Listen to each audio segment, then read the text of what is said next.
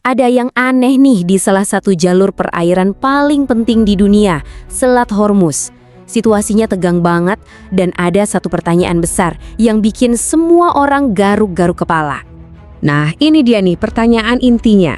Gimana ceritanya militer paling canggih di dunia, kok kayaknya nggak berdaya ngendaliin jalur laut yang sempit ini? Aneh kan? Yuk kita bongkar bareng-bareng jawabannya. Oke, pertama-tama kita harus ngerti dulu kenapa selat ini krusial banget. Anggap aja Selat Hormuz ini kayak arteri utama buat minyak dunia. Jadi kalau ada masalah sedikit aja di sini, wah bisa-bisa ekonomi seluruh dunia langsung oleng. Dan ini nyambungnya langsung ke kantong kita loh. Karena Iran yang pegang kendali di situ, mereka jadi punya tombol buat naikin harga minyak global. Begitu harga minyak melonjak, ya udah harga bensin di pom bensin juga pasti ikutan naik. Kerasa kan? Nah, disinilah ceritanya jadi makin seru dan agak ganjil. Amerika Serikat ngakunya udah menang besar. Tapi, kalau emang menang, kok yang nguasain selatnya sampai sekarang masih Iran? Nah, ini dia paradoksnya. Jadi, Amerika ngeluarin klaim yang nggak main-main. Mereka bilang udah ngehancurin lebih dari 155 kapal perang Iran. Bahkan, mereka sebut ini sebagai kemenangan angkatan laut terbesar sejak Perang Dunia Kedua. Wow, kedengarannya kan kayak kemenangan telak ya.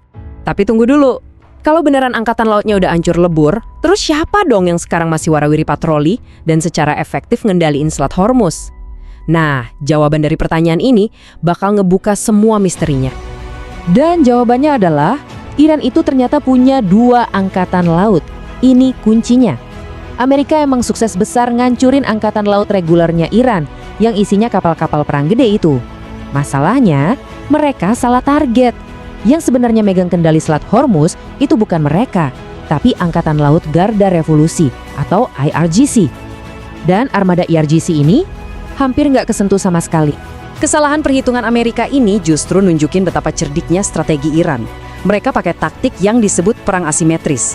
Gampangnya gini, ini adalah cara buat ngelawan musuh yang jauh lebih kuat dan canggih, tapi dengan cara-cara yang nggak terduga. Dan ini bukan cuma omong kosong loh, ada datanya dari Washington Institute. Ternyata, lebih dari 60% armada kapal serang cepat IRGC itu masih sehat walafiat dan siap beroperasi. Jadi bayangin aja, sementara Amerika sibuk ngebom kapal-kapal raksasa, kekuatan utama yang jadi ancaman di selat itu malah santai-santai aja, nggak keganggu. Terus, gimana sih cara kerjanya taktik mereka?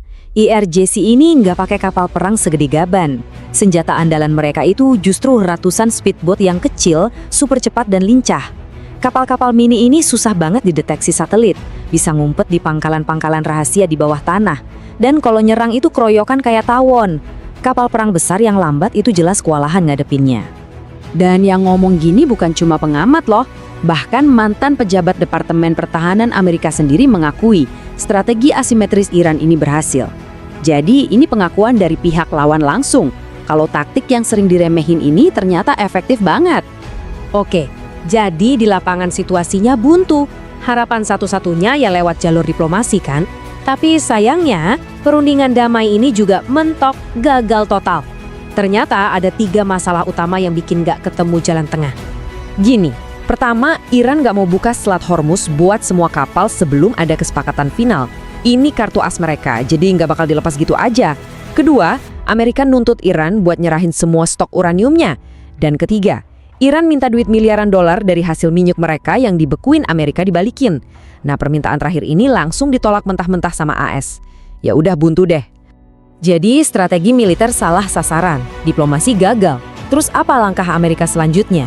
Nah, sekarang mereka ada di persimpangan jalan yang sulit banget.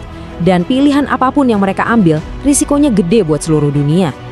Ancaman paling baru dari Amerika adalah blokade total. Perlu diingat, dalam dunia internasional, kata blokade ini serius banget. Ini bukan cuma sanksi biasa, tapi bisa dianggap sebagai pernyataan perang. Tujuannya udah jelas, buat mematikan total aliran duit dari minyak ke Iran. Dan disinilah dilema paling peliknya buat Amerika. Di satu sisi, kalau Iran diblokade, ekonominya bisa lumpuh. Tapi di sisi lain, kalau pasokan minyak dari Iran stop total, harga minyak dan bensin di seluruh dunia bisa meroket gila-gilaan.